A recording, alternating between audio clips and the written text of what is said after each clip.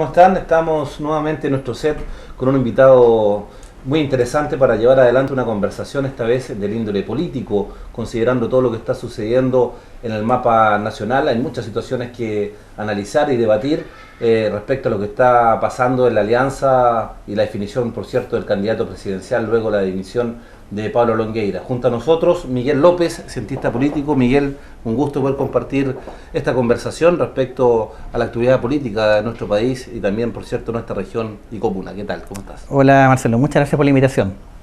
Miguel, para comenzar a analizar algunos temas, empecemos con la situación que está viviendo la alianza y la definición de su candidato, luego la renuncia de Pablo Longueira. Ayer tuvieron largas reuniones ambos partidos, la UDI y la Renovación Nacional, en búsqueda ya de sus candidatos de cada uno de los partidos. En este caso habría surgido Evelyn Matei por la UDI y habría surgido Andrés Alamán. La situación todavía no se han reunido ambos partidos. ¿En qué está? Y si es tan así que cada uno de ellos ya, de conglomerados políticos, tiene elegido sus candidatos. Sí, bueno, sin lugar a duda, el tema de la semana, el tema bomba, si se puede decir así, bautizado incluso por el vicepresidente de Renovación Nacional, José Sandón, como un terremoto político, un tsunami político, es justamente el tema de la bajada de Pablo Longueira como candidato presidencial de nuestro país. En este sentido, ha sido una noticia que nos ha dejado a todos en cierta medida impactados, a todas las personas que vemos esto con un prisma un poco más técnico quizás, por el poco tiempo que queda para poder nominar, nombrar y tener un candidato que sea competitivo como alianza hacia Michelle Bachelet, que es la candidata opositora en este caso, ¿ya?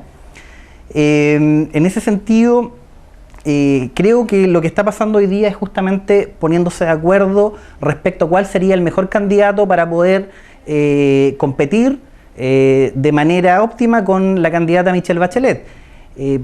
La razón por la cual se dice que se retiró Pablo Longueira, que es la que está confirmada justamente por la presidencia y por la directiva de la UDI, es una enfermedad, una depresión.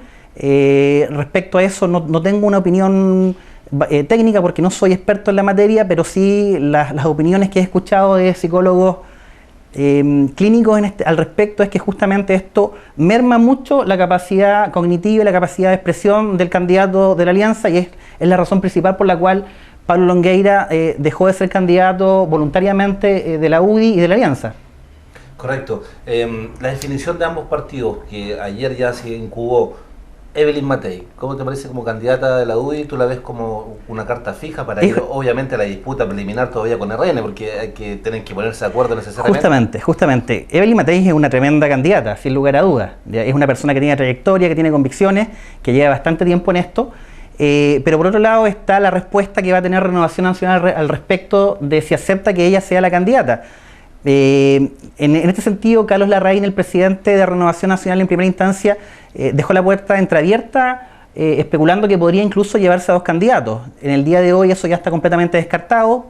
Carlos Larraín ha salido diciendo que la mejor manera de enfrentar esta contienda política es justamente con la unidad. Concepto bastante de moda, si ustedes se dan cuenta, se habla mucho de unidad, y cuando se habla mucho de unidad es porque justamente la unidad es lo que está faltando en la alianza. En este sentido, Evelyn Matei es justamente una de las candidatas. Por el otro lado está la candidatura también latente de Andrés Alamán, pero también está por verse, puesto que hay otros candidatos dentro de del conglomerado que podrían ser perfectamente candidatos. Según lo que entiendo, durante este fin de semana tendría que zanjarse directamente cuál es el candidato o la candidata de la alianza. Entrando a la especulación, Alamán corre con un poco de ventaja porque ya tiene alguna experiencia, pero no suma adeptos dentro de la UDI, ¿no? Ahí donde tiene un gran nivel de rechazo.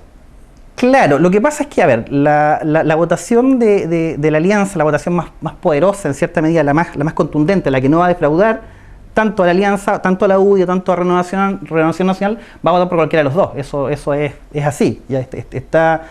Estadísticamente está comprobado. Desde que estamos en democracia, la votación siempre ha estado ahí y no va a variar.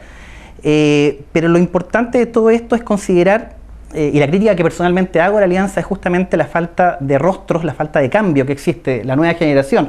Si ustedes se dan cuenta, tanto la patrulla juvenil, otrora denominada de Renovación Nacional, donde estaba comprometido Andrés Alamán, el mismo Sebastián Piñera, Evelyn Matei, recordemos que ella era militante de Renovación Nacional, Alberto Espina, hoy el senador Espina, Y por otro lado, la patrulla juvenil de la UDI, conformada por Chadwick, por Melero, por el mismo Pablo Longueira, son personajes políticos que están en esto desde hace más de 2 décadas. Por lo tanto, si yo me pregunto cuál es el sentido de renovación que tiene la alianza, hoy día no lo estoy viendo. ¿Es tan difícil poder buscar un candidato nuevo? Es la pregunta que yo me hago. ¿Y por qué está pasando esto? ¿Ya? ¿Por qué hoy estamos hablando nuevamente de Evelyn Matei, seguimos hablando de Pablo Longueira, que son candidatos que en cierta medida tienen una trayectoria política bastante avanzada, han contribuido al desarrollo de este país sin lugar a dudas? Eso es así, ¿ya? Han sido actores principales en todo el proceso de transición de un régimen militar a la democracia plena que tenemos hoy día, y eso se agradece. Pero la pregunta que yo me hago y que le hago en cierta medida a la alianza, no soy yo quien debe responder, es justamente ¿qué pasa con los rostros nuevos? ¿Qué pasa con nuevos candidatos? En este sentido, no solamente esta es una crítica a la alianza, también es una crítica a la concertación. Hoy día vemos que el comando de Michelle Bachelet pone dentro del comando a una persona como René Cortázar, que también fue ministro en el gobierno de Elwin hace 20 años atrás, 23 años atrás. Entonces, se habla mucho de renovación, pero a la hora de los que hubo, como se dice, eso queda solamente en lindas palabras. Correcto. Hay otra situación que se está dando en el sector de la centro-derecha bastante extraña, ¿no? Con la relación con el gobierno. La UDI está más cercana al presidente Piñera que el mismo Renovación Nacional. ¿Qué pasa ahí? Eso es un tema digno de análisis. Hace un año aproximadamente se culpaba derechamente al presidente Piñera del bajo apoyo que tenía el gobierno, la gestión del presidente. Hoy día justamente el presidente Piñera, que después de un año, hoy día ya a puertas de elecciones, de nuevas elecciones, es él el que está poniendo el orden dentro de la centro derecha, y eso es un tema digno de analizar. ¿Por qué está ocurriendo eso? Si bien es cierto, el presidente Piñera dejó de manifiesto quizás algún grado de apoyo hacia Evelyn Matei, después salió diciendo que también el candidato Alamán tiene todas las condiciones y todo el apoyo en el caso de que él sea elegido el candidato. Pero vamos a ver qué pasa. Los presidentes de ambos partidos, tanto de la UDI, Melero, como de Renovación Nacional, Carlos Larraín, han planteado que no es bueno que la moneda se meta en este tema, que este es un tema que deben definir los partidos políticos que conforman la alianza, y vamos a ver qué pasa con esto de aquí al domingo, yo creo. Otro síntoma de esta división o separación que hay entre la directiva de Renovación Nacional y el presidente Piñera, que es militante de Renovación Nacional, fue la situación que se dio con la propuesta de la modificación del sistema binominal, ¿no? Sí, es un tema para hablar bastante el sistema binominal.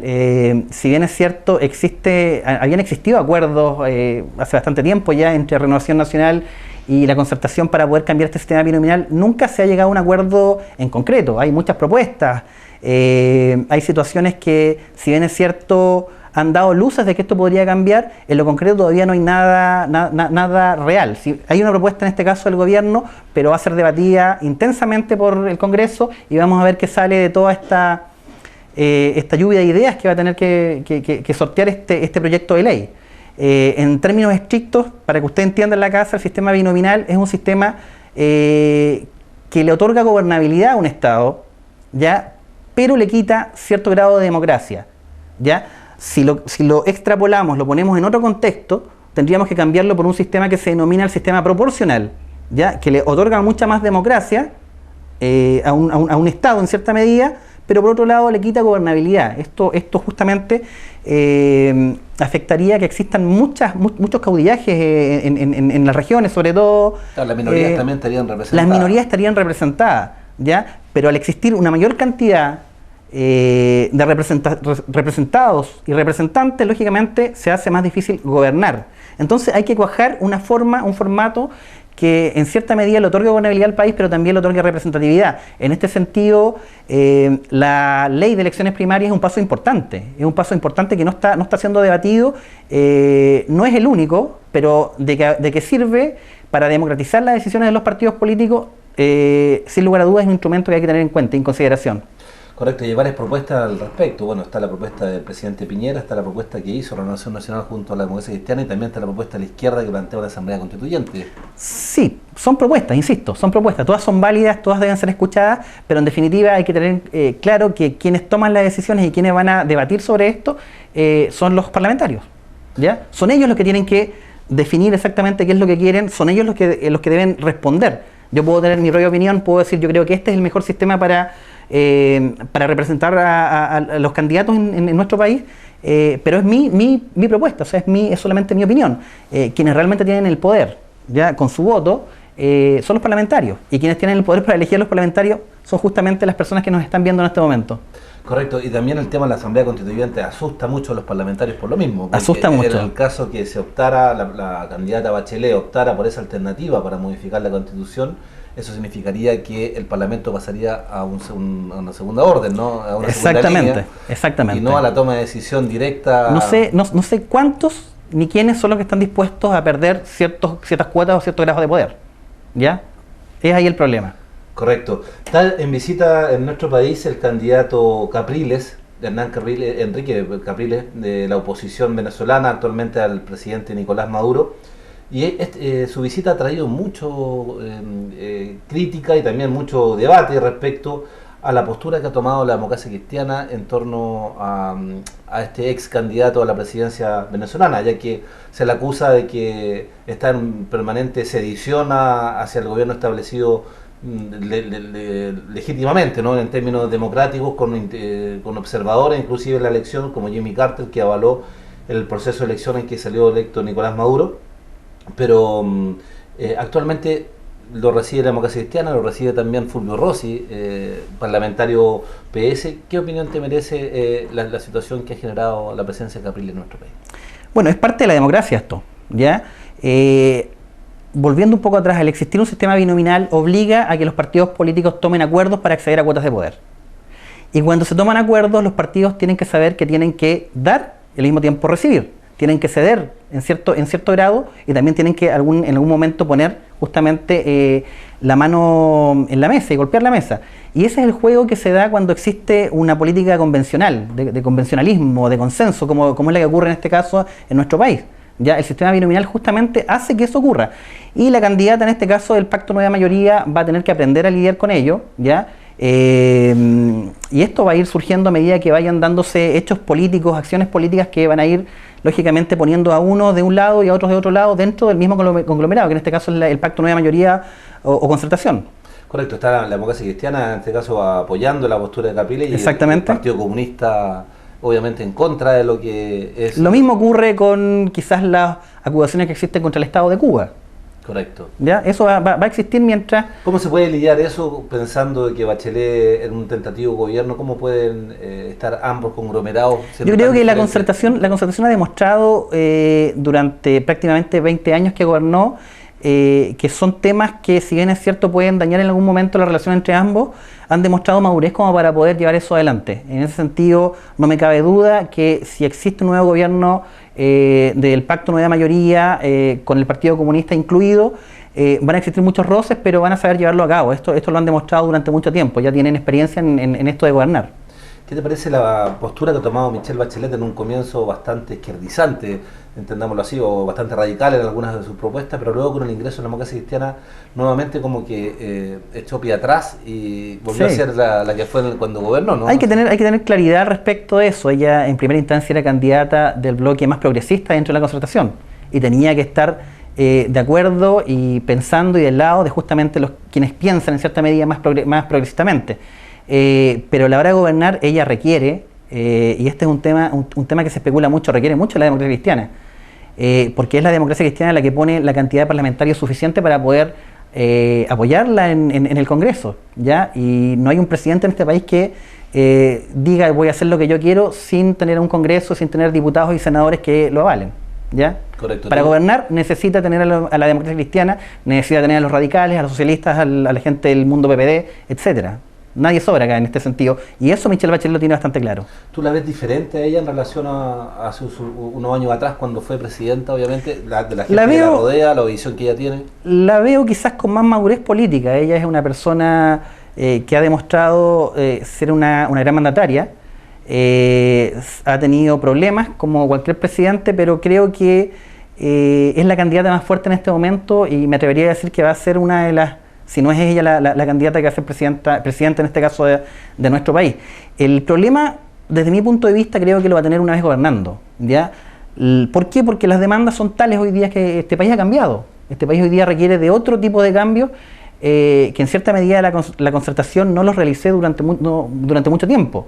El tema de salud, el tema previsional son problemas que se vienen fuertes. Entonces, en este caso, las expectativas que hay puestas en Michelle Bachelet van a ser muchas. La pregunta es si van a estar dadas las condiciones para poder ella gobernar, para poder cumplir las demandas que tiene hoy día la sociedad. Correcto. Y la situación de los independientes, ¿cómo ves a Franco Parisi capitalizando un poco todo este desorden e incertidumbre que hay en la centro derecha? No, yo creo que no hay que tener miedo a lo que dicen las encuestas. Hay muchas encuestas y si nos damos cuenta, hasta antes de las elecciones primarias se da una cantidad de votos a diferentes candidatos y la mayoría de las encuestas sí acertó. ¿Ya? Algunas con más, con menos grado o margen de error, pero sí acertaron. En ese sentido, Franco Parisi es un candidato sui generis que en cierta medida crea simpatía, pero a la hora de votar no sé si va a tener la capacidad para poder aunar fuerzas y que la gente llegue y justamente sufrague por él. Ya no lo veo con muchas posibilidades, siendo bien honesto. Correcto. Pasemos a la arena parlamentaria también. En noviembre, aparte de elecciones presidenciales, hay elecciones de parlamentarios. Nosotros estamos preocupados del distrito 56 en la Diputación y obviamente de lo que va a pasar en los lagos en cuanto a la senaduría. Se ha especulado bastante en este distrito 56 la posibilidad de doblaje de Fidel Espinosa junto al candidato Alvear de la Democracia Cristiana. ¿Cómo lo ves tú? ¿Lo ves como algo cierto? Yo creo que es una posibilidad, pero no está tan zanjada. Yo creo que hay otros distritos a nivel país donde sí hay antecedentes, y no lo digo yo, lo dice la misma gente de la Alianza, que podría doblar en este caso el pacto nueva mayoría. El distrito 56 es una posibilidad, pero es mucho más remota que otros distritos. Pongo el caso de la región del Biobío, la región de Coquimbo, la región de Atacama, que el propio Jovino Novoa, un día después del triunfo de Pablo Longueira al respecto de ser candidato a presidente, criticó bastante el accionar de los militantes de la UDI diciendo que no lo habían apoyado con todas las fuerzas y que existían antecedentes claros de que en estas regiones específicamente, Biobío, Atacama y Coquimbo, el pacto nueva mayoría podía doblar en varios distritos. En este caso el distrito 56 es una posibilidad, pero no está tan claro porque no sabemos todavía el grado. Recordemos que en este caso va en el distrito 56 el candidato de Renovación Nacional, que ya tiene un piso de un 15% en las elecciones pasadas parlamentarias, el candidato Ruiz. Hay un candidato bastante joven también de la UDI. Entonces doblar es un tema que se ha especulado mucho. En su momento se pensaba que se iba a doblar con Pedro Campos, con Fidel Espinosa, no se logró. Después han pasado otros candidatos. El sistema binominal es así. Quizás es uno de los puntos en contra donde no siempre ganan las mayorías. Ya se ha demostrado sobre todo en esta región. Recordemos el caso de la última elección senatorial, donde el primero fue Camilo Escalona, el segundo fue Sergio Páez y quien fue senador fue Kuchel. Correcto. Es así. El tema senatorial, la llegada de Moreira a última hora quizás también desordenó un poco todo el naipe. ¿Cómo ves la posibilidad de Iván Moreira de realmente optar por el cupo de la centro derecha, pensando que el doblaje en la senatorial es bastante complicado, ¿no? Pese a que hay muy buenos candidatos por el lado de la nueva mayoría, Rabindranath Quinteros y Gabriel Ascencio? Sí, a ver, el doblaje en senatoriales es mucho más complejo, es mucho más complejo que hablar en distritos de diputaciones. Kuchel es un candidato que lleva muchos años en política, que es muy querido en la región, por lo tanto creo que la gran pelea va a estar justamente en el lado de la alianza. Vamos a ver cuál de los dos triunfa. No podría aventurarme porque todavía el conocimiento de estos candidatos a nivel de ciudadanía no es muy completo. ¿Ya? Quizás en un tiempo más podemos tener algunos resultados a través de algunas estadísticas o encuestas que se van a empezar a aplicar, pero hoy día el juego está completamente abierto para cualquiera de los dos. En el caso del pacto nueva mayoría, Rabindranath Quintero es un candidato tremendamente poderoso, eso lo sabemos por la cantidad de elecciones que ha ganado, por los porcentajes de votación que ha tenido siendo alcalde de Puerto Montt. Se podría dar, pero insisto, es mucho más complejo doblar en una circunscripción que en un distrito. Por lo tanto, todavía me aventuraría demasiado en decir que se podría doblar. Así es, Miguel, hay muchas situaciones que están por verse todavía, aquí a algunos meses hasta la elección, así que seguiremos conversando, Miguel, permanentemente de todo lo que es la actividad política local y, por cierto, también tenemos muy atentos a lo que está pasando a nivel nacional. Muy amable por tu visita y será hasta una próxima oportunidad, Miguel. Cuando deseen, muchas gracias. Ahí estaba Miguel López, cientista político, quien ha compartido con nosotros este análisis de lo que se está dando a nivel nacional y local también en todo lo que es el mundo de la política. Hasta una próxima ocasión.